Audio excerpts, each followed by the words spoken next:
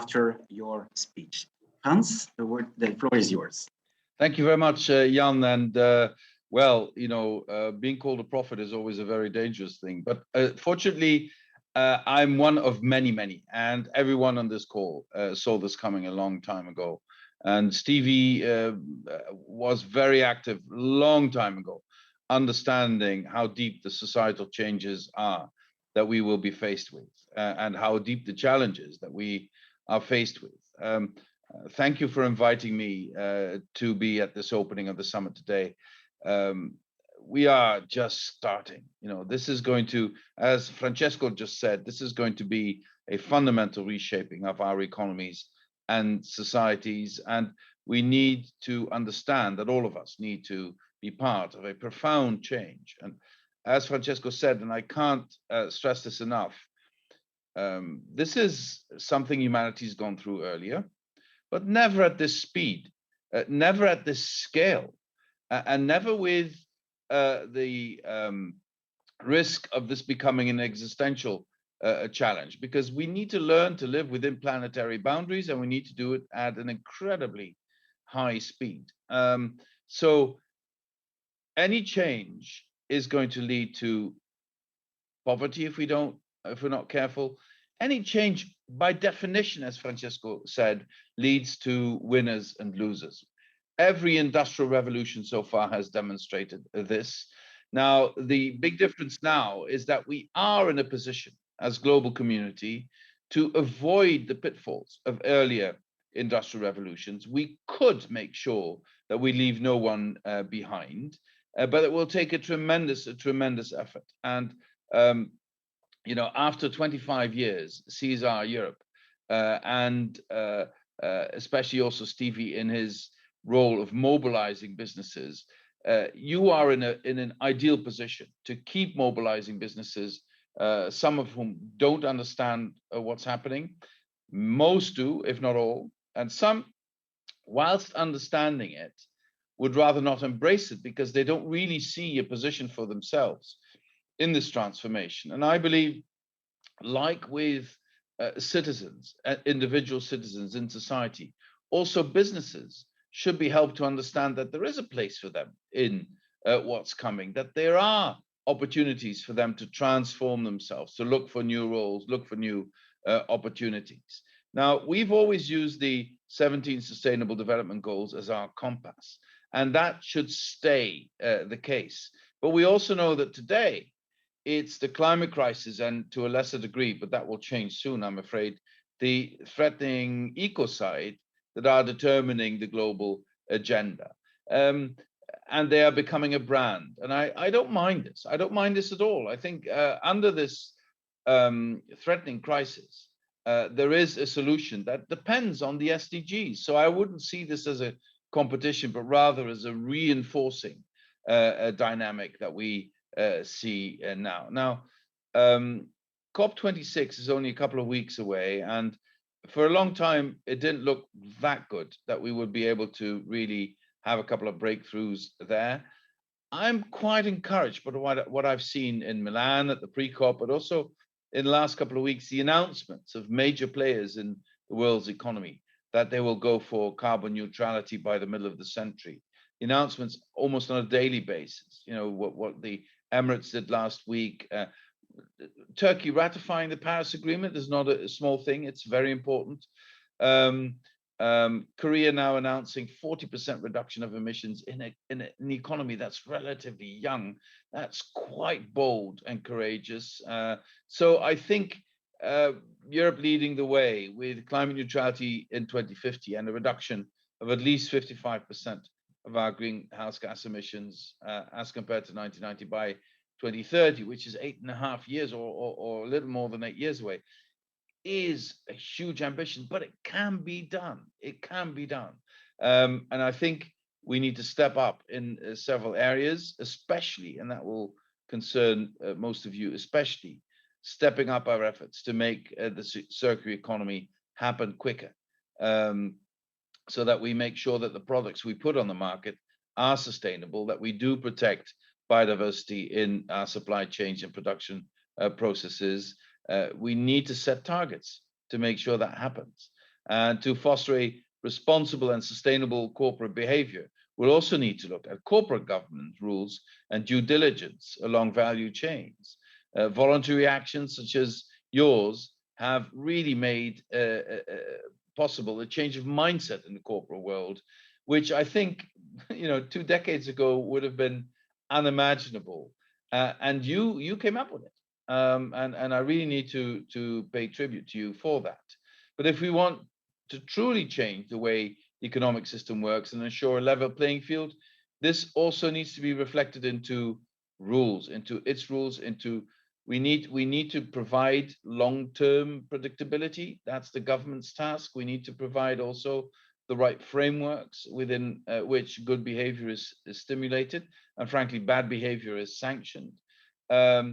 I think I welcome the fact that now we have a real dialogue and real decisions in the OECD on minimum corporate tax. And I also welcome this movement, which I see across the business world, where sustainability is put at the heart of business strategies. Asking companies to consider their impacts on society and on the planet is not naive, and it's not sort of idealistic. It is good business to look into that direction. Environmental, social, and governance risks will impact companies' performance. And this is happening at an increasing speed. And I believe most companies, Francesco is one of the leaders in this area, but most companies now have to come to terms with that.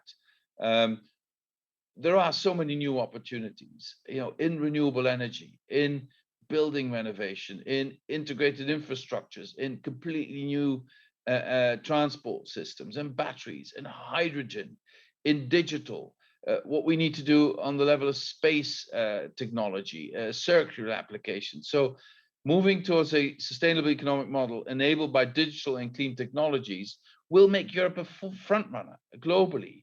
So if we apply the right tools and the right policies, we can turn sustainability in an advantage. It's not a cost, but it's an asset. It's an advantage that will create better competitive positions for European companies at a global level.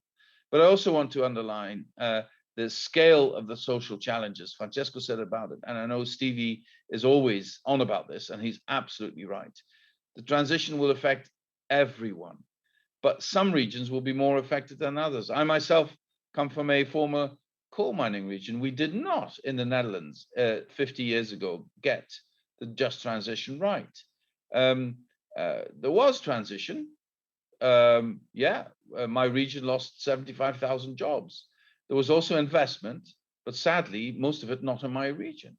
And if we want the just transition to work, it has to work in the regions that will need to get out of the coal mining sector, which is happening anyway.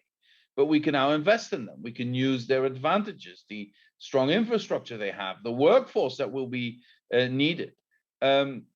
Because the one thing that I think is encouraging is today, the risk of mass unemployment is not there unless we don't skill and reskill our population. Then there is a risk of mass employment, because then companies will have to look elsewhere outside of Europe for skilled workforce. But if we are able enough, together with the private sector, but especially also as an extra effort of public authorities, to give people the skills they will need in the new economy, we will have 2 million extra jobs in Europe. Of course, other jobs will disappear in the coal mining industry and some other industries, but new jobs will reappear. I think the automotive industry is a case in point. Of course, the transitional transactions are complicated and huge, but if I understand the CEOs correctly in that industry, they're saying to me, we will need the workforce we have now also in the future of the car industry, albeit in slightly different jobs, but not less paying jobs, but with different skills. And we need to skill and reskill our workforce. So if we put social justice at the heart of the Green Deal, is what we've done, I would say you should also fully integrate fairness concerns into every action you undertake. This means looking at poverty, inequality, individual rights, reskilling and upskilling. In other words, the human side. To build a sustainable future, we need to put people and planet first. not just for moral reasons. The moral reason should be reason enough, but simply also for practical reasons, because if people feel disengaged, they will fall for the anti-scientific rhetoric of those who want to disrupt and destroy. They will fall for the fake arguments of those who want to come to power by destroying the system as it is and not reform the system. System can't stay what it is, but it doesn't need revolution. It needs reform, and it needs the participation of everyone in society. And this is, I believe, my friends, what we are responsible for. This is what needs to happen. With your help, it can. Thank you very much for giving me this opportunity. Thank you, Frans. And Etienne, please.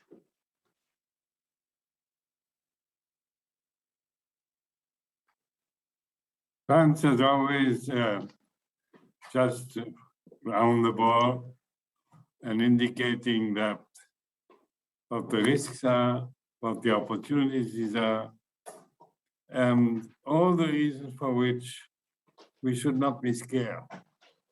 I think the opportunities are enormous. And I think we have something in politics that we have not had for, I don't know, maybe decades, is that we have the young people with us. The people of the generation of tomorrow are those who want to see action today. And I think that is, in political terms and social terms, enormously important.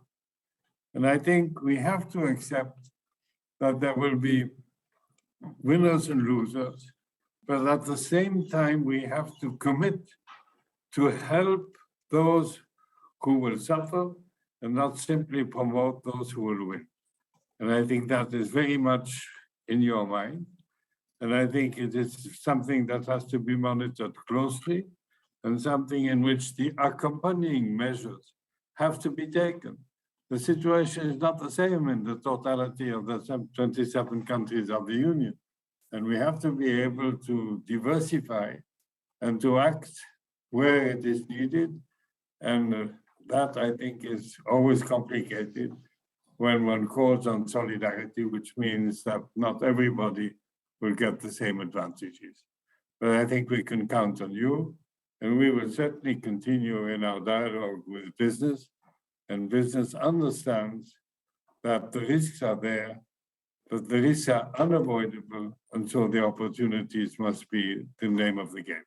Thank you, Frans, and good luck.